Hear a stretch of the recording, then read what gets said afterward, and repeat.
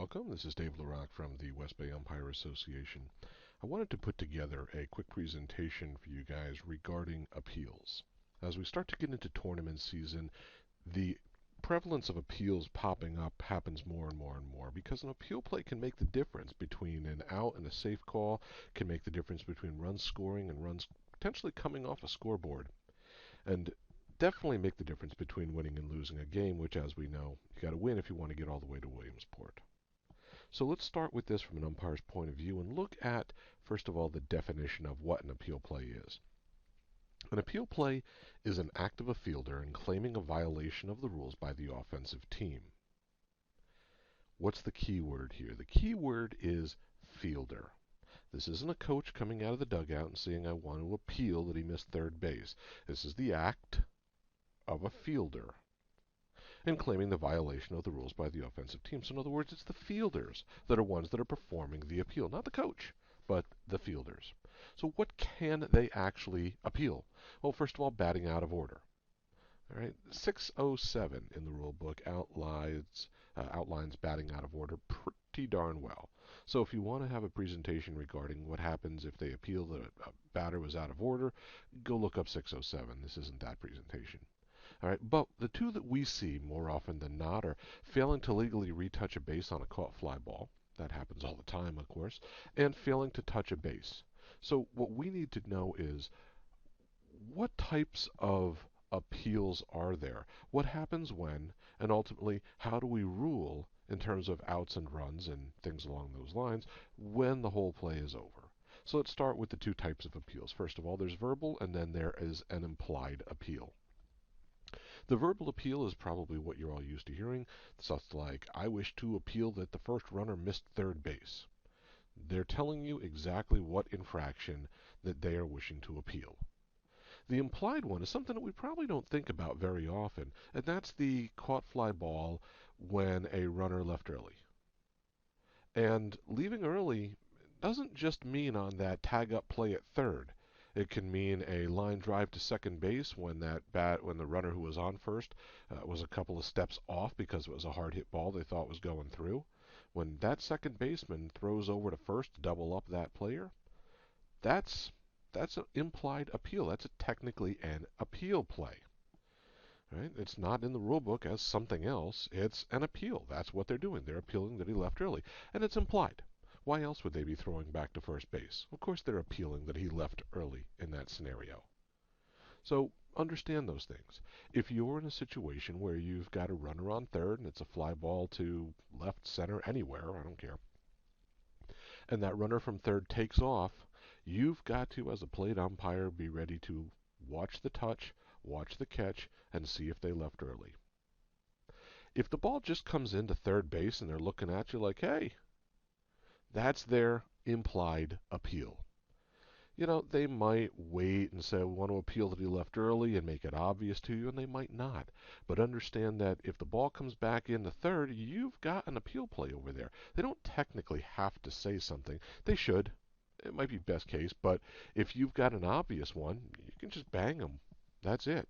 Everybody knows that he was out early, and the ball comes back into third, just take the out. So when must an appeal be made? It's got to be made during a live ball. This is in high school or federation rules where they allow dead ball appeals. This is Little League where everything's got to be a live ball appeal. So since the ball is live, well, all bets are off. Anything can happen. Runners can advance. They can be put out. Oh, God, the horrors that we see during an appeal in a live ball, they're numerous. If there's a kid on third base and they appeal that the batter runner, who's now standing on second, missed first. They throw over. Guess where that kid from third's going? He's going home. And he's probably going to make it because the first baseman's just going to sit there and hold the ball looking at you like, hey, Blue, come on, make a call here. So be ready for those types of things, all right? The appeal must be made prior to the first following pitch, and if you're at a level that is above majors, in other words, intermediate, junior, seniors, it's got to be made prior to any play or attempted play, such as a pickoff or even a attempted play. So if you've got a whatever winds up with a runner on second and the pitcher takes position on the mound and wheels and doesn't throw to second base as his right, he doesn't have to complete his throw to second, that's still an attempted play. All right, so that you can disallow any further appeals from that point. So before all of the defensive players have left fair territory on their way to the bench or dugout is the last situation where that appeal must be made prior to. Now, there is an exception here. The exception is that we allow an appeal by a catcher, for example, who may never have actually been in fair territory at all. So, if the catcher wants to appeal that somebody missed the plate, as an example, just because they weren't in fair territory does not preclude them from making a appeal. And an appeal is not to be interpreted as a play or an attempted play, and really that's just a little codicil in here that's written so that multiple appeals can happen. If they don't specify this, an appeal might be interpreted as a play, therefore you only get one, and it gets messy. So just understand that it's not to be interpreted as a play or an attempted play. So how do they make appeals? Well, let's get into it from a verbal perspective. The easy ones are certainly, I wish to appeal that the first runner missed third base. Okay, again, ball must be live. If there are more than one runners or multiple runners who passed a base, they have to specify which runner they are appealing. So if you had bases loaded on a bases clearing triple, and the only one left is the batter runner, and you want to appeal that somebody missed third base, well, you got two options. The runner who was on first, the runner who was on second. The kid who was on third was already there, clearly. So if they go over and say, I want to appeal that he missed third base, who is the next question? Both? What? No, no, no, no, no, no, no. Pick one or the other, kids. It's not just throwing stuff at a wall and seeing what sticks. Okay?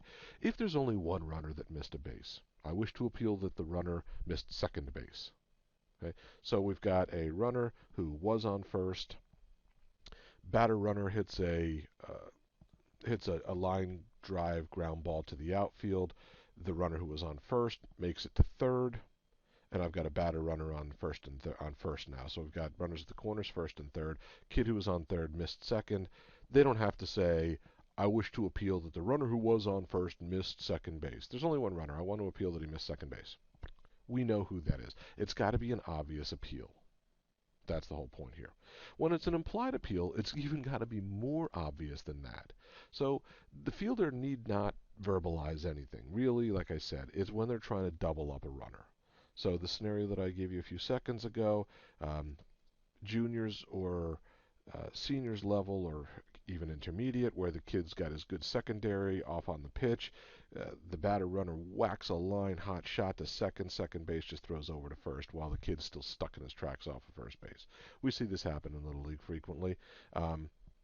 It doesn't have to be at the junior level. The kid just takes off anyway. But that's an implied appeal.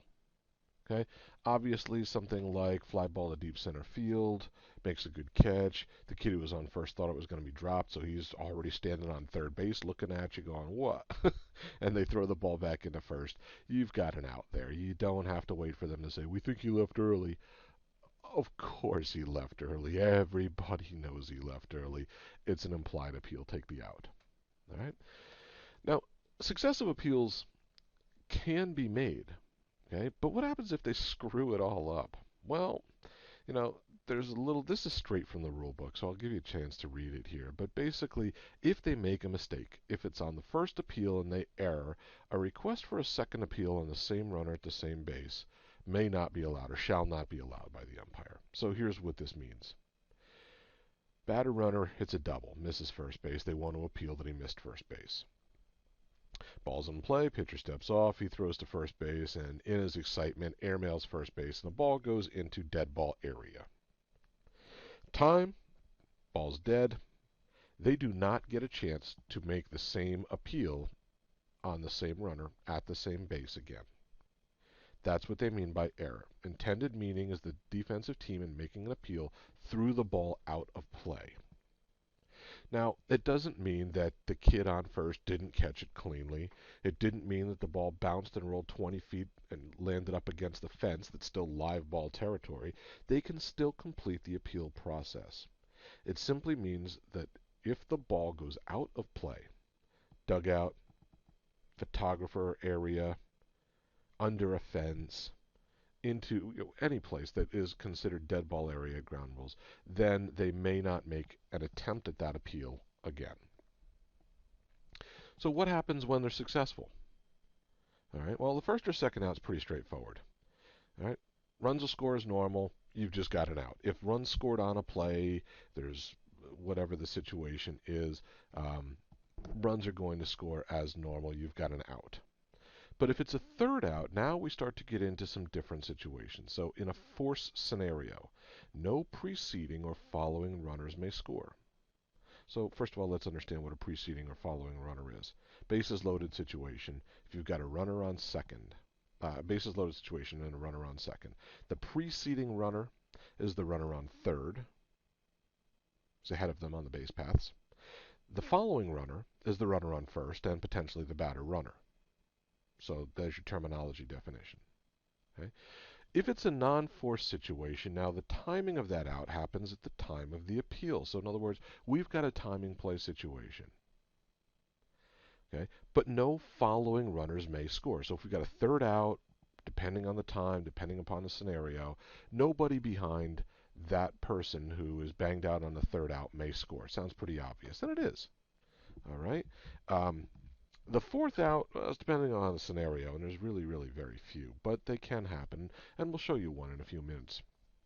Okay, but again, the fourth out, you don't like take one away for the next half of the inning. All we're simply doing is creating an out situation so that runs are quote taken or removed from the board, not scored. So third out, forced situation. Here's your example. We got two outs and there's a runner on third. The batter hits a shot to the gap, and upon rounding first base, he clearly misses that base, although he winds up standing on second. During this obvious double, the runner who was on third has scored. Okay? The defense comes out and successfully appeals that batter runner missed first. So we're taking a third out at first base. Question asked to yourself is an out of the batter runner at first a force play? Yes or no? Well, of course it is. Batter runner is forced to advance to first base. So if they got an out there, that's the third out. It's a force play. No runs score. So let's look at another scenario. Non-force situation when we get into timing. Similar. Two outs and a runner on third again. Batter hits another shot to the gap. This time he's got a shot at a triple. So upon rounding second, he clearly misses the base and winds up successfully on third. The runner obviously from third is scored in the process of hitting the triple. Now the defense appeals that batter runner missed second. The batter runner's not forced to go to second. He's only forced as far as first base. So since this is not a force situation, the third out is timed as having occurred when the appeal is successfully executed. I want to appeal that he missed second base. Throw over, tag the base, out. At that point in time, when you go out and when you make that tag, did that run score, yes or no? Of course it did. It scored a long time ago.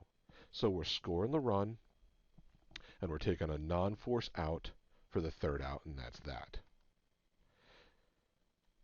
Run counts. Okay? When we start to get into the following runners, this is where it starts to get a little weird, and you've got some different situations, but it's really important to stick to those rules. Understand that no following runners can score on an appeal. So here's your scenario for this. Two outs with runners on second and third. So basically it's a non-force situation, all right?